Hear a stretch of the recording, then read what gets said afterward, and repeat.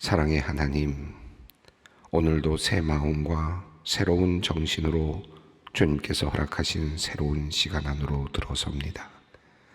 새벽을 주신 하나님, 이 새벽에 우리가 주님과 조용한 만남을 갖게 하시고 주님과 은혜로운 복된 시간을 갖게 하여 주시옵소서. 우리가 부른 찬송의 고백처럼 주님은 우리를 은밀히 살피시는 분이시며 큰 은혜를 베푸시는 분이십니다.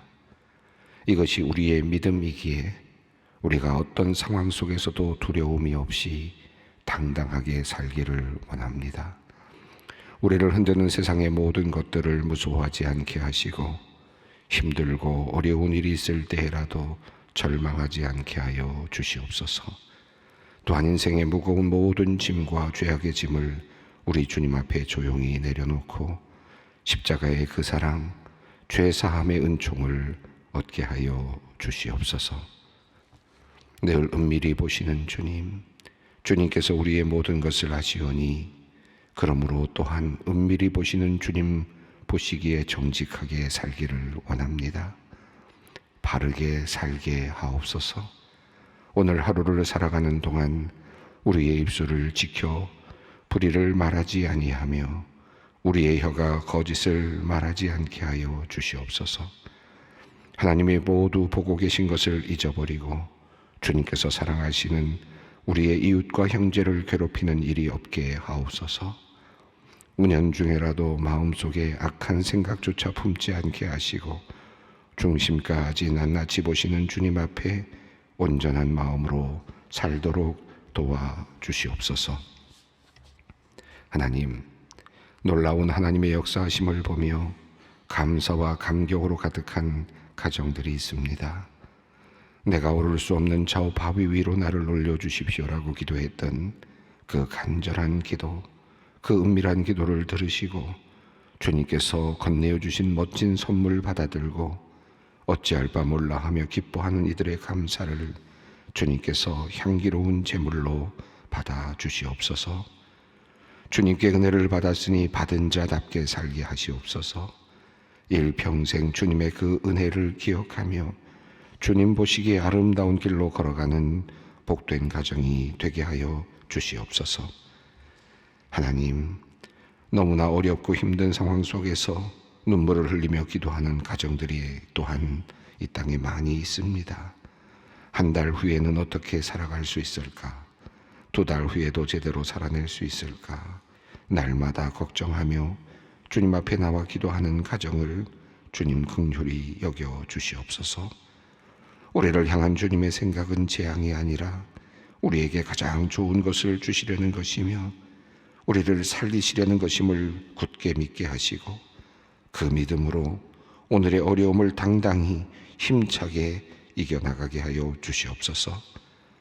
언젠가 이루실 주님의 큰 역사를 기대하며 감사한 마음 갖게 하시고 마음의 평안을 얻게 하여 주시옵소서. 다음 주 월요일 침샘에 이상이 있어서 수술을 받는 며느리를 위해 기도하는 권사님이 있습니다. 희귀병이긴 하지만 악성이 아니기에 다행스러운 마음입니다마는 얼굴을 통해 수술을 해야 하고 성형외과 수술도 동시에 해야 하기에 여러모로 걱정이 되는 상황입니다. 주님께서 집도하는 의료진의 손을 붙들어 주셔서 수술이 완벽하게 잘 진행되게 하시고 부작용과 흉터 없이 깨끗하게 회복되게 하여 주시옵소서. 며느리를 위해 간절한 마음으로 기도하는 권사님과 모든 가족들 눈물의 기도를 들어주셔서 가족 모두가 여호와 라파 하나님의 치유의 능력을 보게 하여 주시옵소서. 하나님, 우리나라 대한민국의 안보를 위하여 기도합니다. 계속되는 북한의 도발을 보며 불안한 마음을 갖지 않을 수 없습니다. 하나님, 무엇보다 이 나라의 영토가 안전하게 지켜지기를 우리가 간절히 원합니다. 또한 대한민국 영토 안에 있는 모든 국민들과 함께하는 거류민들이 평화롭게 이 땅에서 살아가기를 원합니다. 세계 곳곳에서 영토 분쟁이 일어나고 전쟁이 이어지고 있기에 가장 큰 화약고인 한반도의 안전을 많은 이들이 걱정하고 있사오니 주님께서 이 땅을 지켜 보호하여 주시옵소서. 새벽마다 나라를 위하여 기도하는 백성들의 기도를 들으시고 늘 이 땅의 곳곳을 샅샅이 살펴주시고 어떠한 전쟁의 징후도 일어나지 않도록 보호하여 주시옵소서. 대한민국의 영토를 지키는 국군 장병들에게 주님께서 솟아나는 애국심과 넘쳐나는 자긍심을 주시옵소서. 자신의 부모와 형제와 가족을 지킨다는 마음으로 국방의 임무를 잘 수행할 수 있게 하여 주시옵소서. 늘 건강과 체력을 유지하며 늘 훈련을 게을리하지 아니하고 강력한 방위력을 유지함으로 모든 국민들에게 안정감을 주는 우리 국군 장병들이 되게 하여 주시옵소서. 세계 곳곳에 흩어진 소망교회 성도들을 위해 기도합니다. 또한 오늘 이 시간도 먼 여러 나라에서 같은 시간에 예배의 자리로 함께 나와 기도하는 디아스포라 소망교회 성도들을 위하여 기도합니다. 주님, 날마다 예루살렘을 향하여 기도했던 다니엘의 그 마음으로 오늘도 이곳 소망의 성전을 사모하며 기도하는 우리 성도들의 마음을 해량하여 주시옵소서. 출장이나 또는 주재원으로 학업을 위하여 또는 사업을 위하여 혹은 여러 다양한 다른 이유로 몸은 멀리 떨어져 있으나 주님을 향한 사랑과 교회를 향한 사랑의 마음을 가지고 주님께 기도할 때 이들의 기도와 간구가 응답되게 하여 주시옵소서. 또한 이들이 먼 이국 땅에서 어려운 일이나 억울한 일을 결코 당하지 않도록 주님의 손으로 안전하게 지켜보호하여 주시고 몸과 마음이 연약하여지거나 아프지 않도록 주님께서 보호하여 주시옵소서. 하나님, 이제 주님의 말씀 앞으로 나아갑니다. 오늘의 말씀이 우리에게 꼭 필요한 양약이 되게 하시고 우리의 삶에 꼭 유용한 나침판이 되게 하여 주시옵소서. 성령님의 역사하심을 간절히 구하오며 예수님의 이름으로 기도하옵나이다. 아멘. 오늘 주시는 말씀은 역대하 25장 17절로 28절 말씀입니다. 역대하 25장 17절로 28절 말씀 함께 봉독하겠습니다. 유다 왕 아마시아가 상의하고 예후의 손자 여호아스의 아들 이스라엘 왕 요아스에게 사신을 보내어 이르되 오라 서로 대면하자 한지라. 이스라엘 왕 요아스가 유다 왕 아마시아에게 사람을 보내어 이르되 레바논 가시나무가 레바논 백향목에게 정가를 보내어 이르기를 내 딸을 내 아들에게 주어 아내로 삼게 하라 하였더니 레바논 들짐승이 지나가다가 그 자시나무를 짓밟았느니라. 내가 에돔 사람을 쳤다고 내 마음이 교만하여 자긍하는도다. 내 궁에나 있으라. 어찌하여 화를 자초하여 너와 유다가 함께 망하고자 하느냐 하나 아마시아가 듣지 아니하였으니 이는 하나님께로 말미암은 것이라. 그들이 에돔 신들에게 구하였으므로 그 대적의 손에 넘기시려 하심이더라. 이스라엘 왕 요아스가 올라와서 유다 왕 아마시아와 더불어 유다의 베세메스에서 대면하였더니 유다가 이스라엘 앞에서 패하여 각기 장막으로 도망한지라. 이스라엘 왕 요아스가 베세메스에서 요아스의 손자 요아스의 아들 유다 왕 아마시아를 사로잡고 예루살렘에 이르러 예루살렘 성벽을 에브라임 문에서부터 성 모퉁이 문까지 400규빗을 헐고 또 하나님의 전 안에서 오벳 에돔이 지키는 모든 금, 은과 그릇과 왕궁의 재물을 빼앗고 또 사람들을 볼모로 잡아 가지고 사마리아로 돌아갔더라. 이스라엘 왕 요아스의 아들 요아스가 죽은 후에도 유다 왕 요아스의 아들 아마시아가 15년간 생존하였더라. 아마시아의 이 외에 처음부터 끝까지 행적은 유다와 이스라엘 열왕기에 기록되지 아니하였느냐. 아마시아가 돌아서서 여호와를 버린 후부터 예루살렘에서 무리가 그를 반역하였으므로 그가 라기스로 도망하였더니 반역한 무리가 사람을 라기스로 따라 보내어 그를 거기서 죽이게 하고 그의 시체를 말에 실어다가 그의 조상들과 함께 유다 성읍에 장사하였더라. 아멘. 유다 왕 아마시아의 이 일대기를 우리가 함께 살펴보고 있습니다. 참 안타깝게도 하나님의 명령을 지키고 하나님의 율법을 지키는 듯 보이는 그 아마샤였고, 또 전쟁에 출정하면서 10만 군대를 이스라엘로부터 용병으로 사서 그렇게 가려고 하다가 또 선지자의 말씀을 듣고 순종해서 또 그 사람들을 돌려보내기까지 하기도 했던 그런 아마샤 왕이었습니다. 그러니까 하나님의 음성을 들으려고 노력했고 또 하나님을 섬기는 자세로 나아갔던 왕이었는데, 동시에 그럼에도 불구하고 그는 또 온전하지는 못했다. 성경은 그렇게 전하고 있습니다.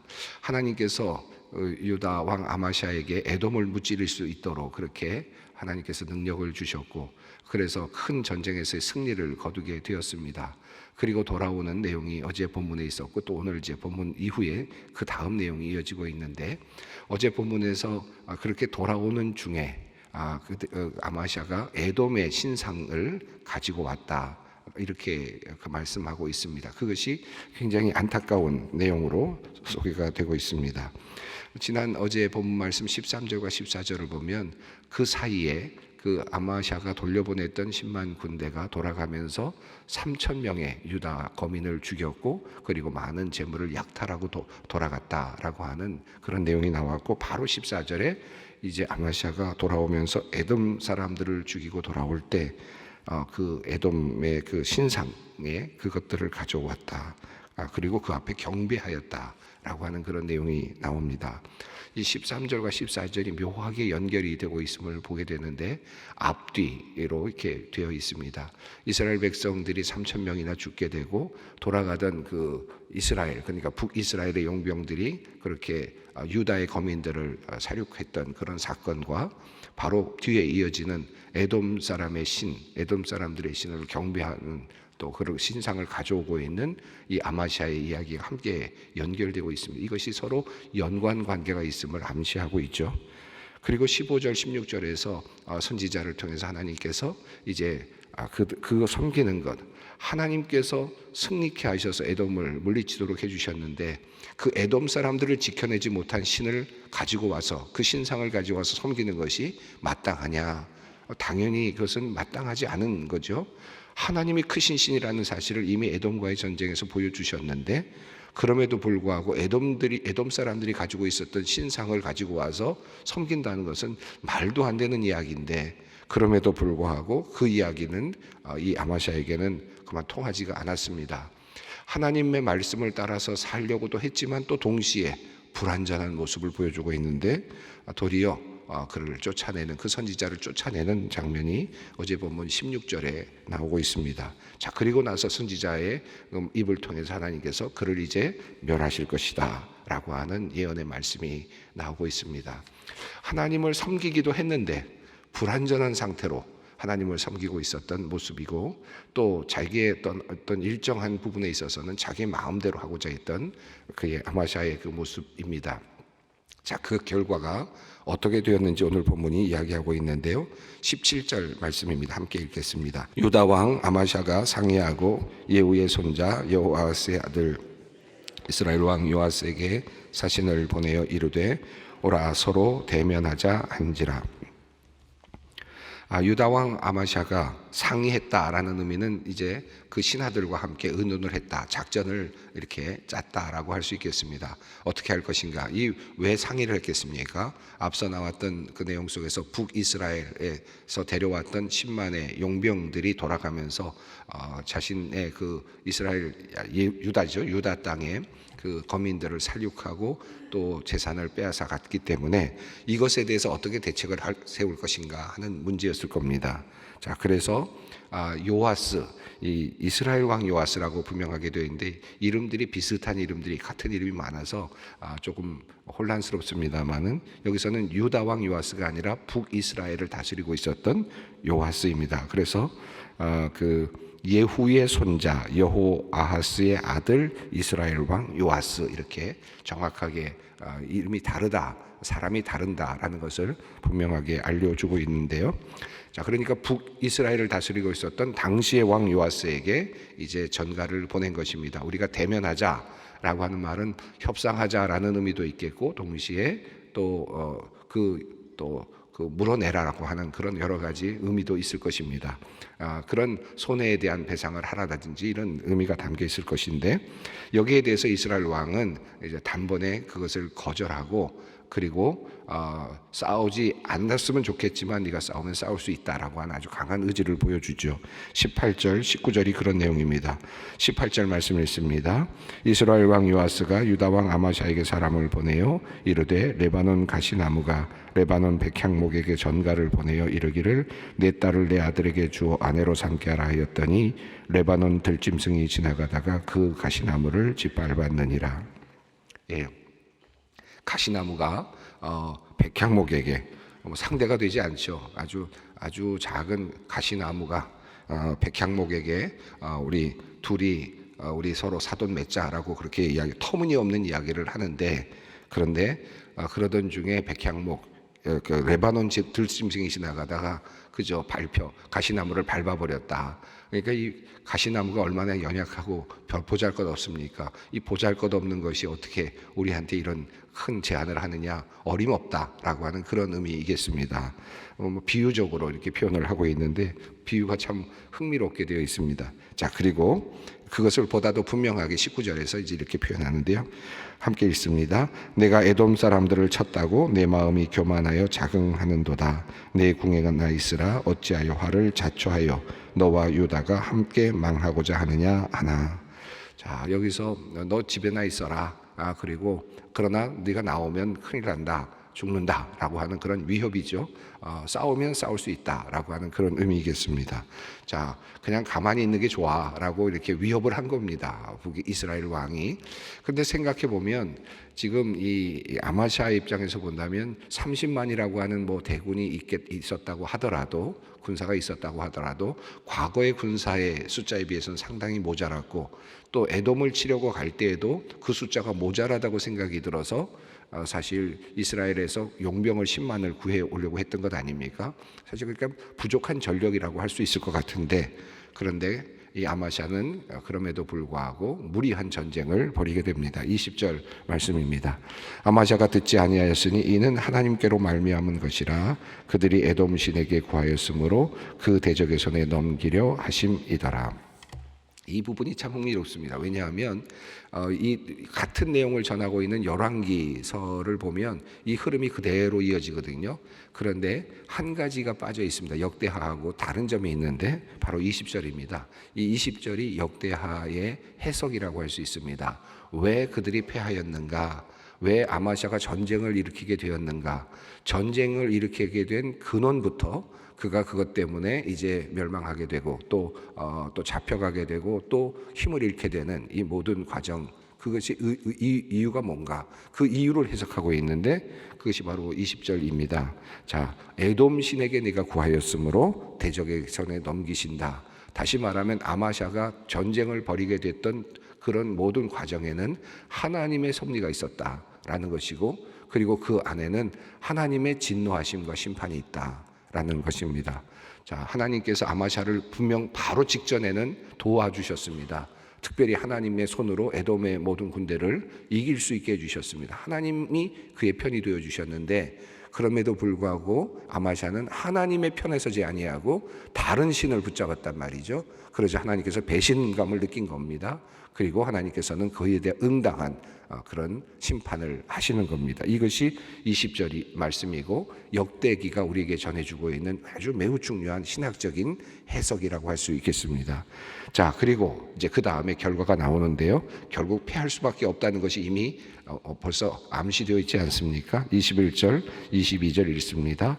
이스라엘 왕 요아스가 올라와서 유다 왕 아마샤와 더불어 유다의 벳세메스에서 대면하였더니 유다가 이스라엘 앞에서 패하여 각기 장막으로 도망한지라. 싸움은 아주 싱겁게 끝나고 말았던 것 같습니다. 아주 간단하게 묘사가 되어 있는데 치열한 전투라는 내용도 없고 그저 대면하고 싸우기 시작했지만 바로 패하였고 결국은 쫓겨서 모든 군사들이 또 국민들이 다 도망을 가게 되었습니다. 어느 정도로 참 처절한 패배였느냐 하면 그 도심, 그러니까 수도까지 사실상 함락되는 것 같이 보이는 그런 내용이 23절에 나옵니다. 함께 읽습니다. 이스라엘 왕 요아스가 베스메스에서 여호야스의 손자 요아스의 아들 유다 왕 아마샤를 사로잡고 예루살렘에 이르러 예루살렘 성벽을 에브라임 문에서부터 성 모퉁이 문까지 400규빗을 헐고. 그 요아스가 베스메스에서 바로 이 아마샤를 사로잡았다. 그러니까 왕이 사로잡힌 겁니다. 포로가 되었다는 것이고 예루살렘까지 진격을 했다는 거죠. 예루살렘까지 들어가서 예루살렘 성벽의 일부분을 헐어버렸다. 그러니까 더 이상 이 성이 그 기능을 하지 못하도록 그렇게 언제든지 쳐들어오면 또다시 함락될 수밖에 없게 그런 연약한 성으로 만들어버렸다. 힘없는 성으로 만들어버렸다. 방어력이 없는 성으로 만들어버렸다는 뜻이겠습니다. 자, 이렇게 하고 나서 그리고 나서 이제 또 그 안에 있었던 모든 보물들을 탈취해가는 내용이 24절에 나옵니다. 함께 읽습니다. 또 하나님의 전 안에서 오벳 에돔이 지키는 모든 금, 은과 그릇과 왕궁의 재물을 빼앗고 또 사람들을 볼모로 잡아가지고 사마리아로 돌아갔더라. 여기 보면 오벳 에돔이 지키는 이렇게 되어 있는데 오벳 에돔이라는 이름이 참 흥미롭게 여기 등장을 합니다. 에돔 사람을 치고 나서 에돔 사람과의 전투에서 승리를 하고 그리고 탈취물들을 가지고 당연히 돌아왔을 텐데 그때 함께 가지고 왔던 것이 바로 에돔 사람들의 신상이었다라고 되어 있는데 이것에 대해서 하나님께서 진노하신 것이죠. 자, 그런데 오벳 에돔이라는 표현이 나오는데 오벳 에돔은 에돔의 종이란 뜻입니다. 에돔의 종. 그러니까 굉장히 의미가 사람의 이름이지만 동시에 굉장히 의미적인 의미가 들어있는 그러니까 에돔의 종이 지금 뭘 지키고 있었느냐 하면 금과 은과 왕궁의 재물들을 지키고 있었다. 이 말이 다시 말하면 에돔의 종이 되어버린 하나님의 종이 아니라 에돔의 종이 되어버린 그리고 에돔의 종이 지키고 있었던 그 물건들이 다 이제 다 탈취를 당하고 마는 그런 흥미로운 표현이 나타납니다. 자, 여기 보면 사람들을 볼모로까지 잡아갔다라고 되어 있는데 그래서 여러 가지 정황으로 봐서 이 아마샤도 함께 잡혀간 것 아니냐 그리고 그의 아들이 통치하는 이런 방식으로 이어진 것이 아니냐 이렇게 추측을 하기도 합니다. 그 뒤에 나오는 내용도 사실은 그와 연결이 되고 있기도 하죠. 한번 생각해 보십시오. 우리가 지금 에돔 사람들과 싸움에서 전쟁에서 승리하고 막 돌아왔습니다. 10,000명을 또 죽이고 10,000명을 밀어서 다 죽이고 잔인할 정도로 죽이고 그러면서 얼마나 많은 또 탈취물들을 가지고 왔겠습니까? 전쟁에서 승리해서 많은 탈취물들을 가지고 돌아오는 그런 모습을 상상해 보는데 그 많은 탈취물들을 가지고 와서 그리고 나서는 어떻게 됐습니까? 바로 이어서 북이스라엘에게 그 모든 것을 또 빼앗겨 버리는 그런 상황이 되고 말았습니다. 에돔과의 전쟁에서는 하나님께서 나의 편이 되어 주셔서 내가 이 모든 것들을 다 탈취하고 가질 수 있는 축복을 누렸다라고 한다면 그런데 그 축복이 바로 또 누구의 손으로 넘어갑니까? 다른 사람의 손으로 넘어가고 말았습니다. 내 것이다. 나에게 주신 선물이다. 하나님께서 나에게 주신 큰 은혜다라고 생각했지만 자신의 신앙적인 잘못으로 인해서 그것마저도 다 빼앗겨버리는 안타까운 모습이 바로 아마샤 왕의 모습이다. 또 남유다의 모습이었다라고 할 수 있겠습니다. 25절 말씀을 읽습니다. 이스라엘 왕 여호아하스의 아들 요아스가 죽은 후에도 유다 왕 요아스의 아들 아마샤가 15년간 생존하였더라. 여기 재미있는 표현이 생존하였다라는 표현이 나오는데요. 자, 요아스가 죽었다라는 말은 북이스라엘의 왕 자기를 점령했던 그 요아스가 먼저 죽습니다. 북이스라엘 왕이 먼저 죽었는데 15년이나 먼저 죽었다라는 거죠. 그런데 아마샤는 그 이후에 15년 동안 더 살았다라는 뜻입니다. 살았다는 것은 뭐 좋은 거죠. 더 오래 살았으니까 좋아 보이는데 문제는 여기 보면 통치하였더라, 다스렸더라라는 표현이 나오지 않고 생존하였다라고만 되어 있습니다. 그러니까 사는 게 아닙니다. 생명만 붙어 있는 거지 힘쓸 수도 없고 이제 모든 능력을 다 상실해 버렸습니다. 지휘권도 사실은 상실해버렸다고 볼 수 있겠고, 그리고 어떤 결정을 하고 나라를 이끌 수 있는 능력도 다 상실해버린 채로, 버림받은 채로 생존만 하는 그런 상태입니다. 어떻게 생존했느냐, 그 생존의 과정이 나타나는데 27절 있습니다. 아마시아가 돌아서서 여호와를 버린 후부터 예루살렘에서 무리가 그를 반역하였으므로 그가 라기스로 도망하였더니 반역한 무리가 사람을 라기스로 따라보내어 그를 거기서 죽이게 하고, 28절입니다. 그의 시체를 말에 실어다가 그의 조상들과 함께 유다 성읍에 장사하였더라. 여호와를 버린 후부터 그는 그저 계속 반역을 당하고 또 쫓기는 그런 인생이었고, 라기스로 도망까지 했는데 그것까지 따라와서 결국은 죽임을 당하는, 또 암살을 당하는 그런 상황이 되었습니다. 결국은 말에 실려서 왔다. 이 말이라고 하는 표현은 제가 전에 말씀드렸습니다. 이스라엘 사람들에게는 이방의 어떤 그런 느낌이 있는 그런 표현이거든요. 그래서 말에서 실어 왔다. 이것은 이방 사람들의 어떤 그런 문화 또는 이방 사람들의 어떤 손에 의해서 내려오는, 다 끌려오는 듯한 그런 느낌이 들죠. 그리고 결국은 유다 성읍에 장사되기는 했습니다. 참 안타까운 인생을 살았다라고 할 수 있겠습니다. 하나님께서 승리를 주셨는데 그 승리에서 그만 하나님을 붙잡지 못하고 승리에서 얻은 그 탈취물 중에 그 신상 하나를 붙잡는 바람에 이 모든 인생이 꼬이게 됐고 하나님으로부터 버림을 받게 되었다라고 하는 사실입니다. 굉장히 우리에게 많은 생각을 하게 하는 말씀입니다. 우리가 하나님의 도우심으로 무엇인가 큰 승리를 했을 때 하나님을 붙잡아야 되고 하나님에 감사하고 하나님만을 붙잡고 가야 되는데, 내가 얻은 것에 그 중에서 어떤 것, 그것을 붙잡고 가다 보면 하나님을 잃어버리게 되는 것을 알게 됩니다. 오늘 안타까운 인생을 살았던 아마시아의 인생을 다시 한번 살펴보았습니다. 우리 오늘 이 말씀을 읽으면서 우리 마음속에 주시는 하나님의 음성을 따라서 우리가 함께 기도의 자리로 나아가도록 하겠습니다. 하늘에 계신 우리 아버지, 아버지의 이름을 거룩하게 하시며 아버지의 나라가 오게 하시며 아버지의 뜻이 하늘에서와 같이 땅에서도 이루어지게 하소서. 오늘 우리에게 일용할 양식을 주시고 우리가 우리에게 잘못한 사람을 용서하여 준 것 같이 우리 죄를 용서하여 주시고 우리를 시험에 빠지지 않게 하시고 악에서 구하소서.